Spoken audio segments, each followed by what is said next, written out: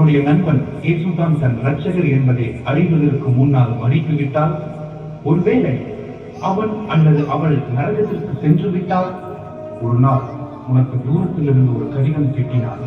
நரகத்திலிருந்து ஒரு கடிதம். ஜோஸ் என்ற வாலிபன் தன் நண்பன் ஜாக்கிற்காக எழுதும் கடிதம். ஜோஸிடம் இயேசுவை பற்றி கூறுவதற்கு ஜாக்கிற்கு பல வாய்ப்புகள் கிடைத்தும் அவன் சொல்லவில்லை. அவர்கள் சிறந்த நண்பர்கள்.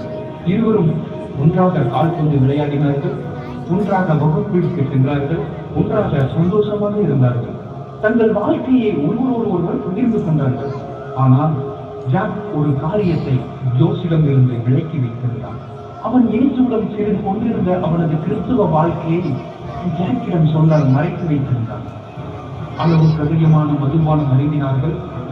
வீட்டிற்கு பைக்கில் செல்லும் வழியில் விபத்து, ஒரு மரணம், ஒரு இறுதி சடங்கு. இதோ அந்த கடிதம், நரகத்தில் இருந்து ஒரு கடிதம். அன்புள்ள ஜாக், இன்னைக்கு நான் செத்துட்டேன். நான் எதிர்பார்த்ததை விட இங்க வித்தியாசமா இருக்குது. மரணம் ஒரு புதுசா ஒரு இனிமையான உலகத்துக்கு கொண்டு போகணும்னு நான் இன்னைக்கு வரைக்கும் நினைச்சிட்டு இருந்தேன். ஆனா இந்த இடம் மிகவும் தெளிவா இருக்குது. உலகத்துல என்னுடைய வாழ்க்கையை காட்டிலும் உண்மையா இருக்குது.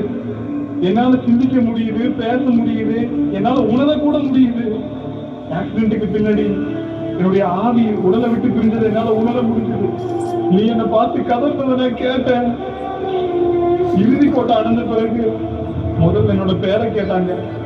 ஜீவ புத்தகத்துல என் பேர் இருக்கான்னு பார்த்தாங்க. எப்படியும் என் பேர் இருக்கும்னு நான் நினைச்சிட்டு இருந்தேன். என் பக்கத்துல இருந்த தேவதூதர்கள் என்னோட கையை பிடிச்சி தரன்னு எடுத்துட்டு போனாங்க. எனக்கு ரொம்ப பயமா இருந்துச்சு. எனக்கு என்ன நடக்குதுன்னு ஒண்ணுமே புரியல. அவங்க என்ன ஒரு இடத்துக்கு கொண்டு போனாங்க. எங்க போறீங்கன்னு நான் ஒரு இடத்துல கேட்டேன். ஆனா அவங்க பதில் ஒண்ணுமே சொல்லல. திரும்பி நான் கேட்டேன், எங்க கொண்டு போறீங்கன்னு. ஒரு தேவதூதன் சொன்னா, ஜீவ புத்தகத்துல பெயர் எழுதுனவங்க மட்டும்தான் பரலோகத்துக்கு போக முடியும், மற்றவங்க எல்லாருமே நரகத்துக்கு தான் போகணும், அதுவும் நித்திய நரகத்துக்கு தான் போவாங்கன்னு சொன்னா. அவங்க என்ன ஒரு இடத்துல நிறுத்தினாங்க. அங்க நான் இருந்து ரொம்ப நேரம் நான் யோசிச்சுட்டு இருந்தேன்.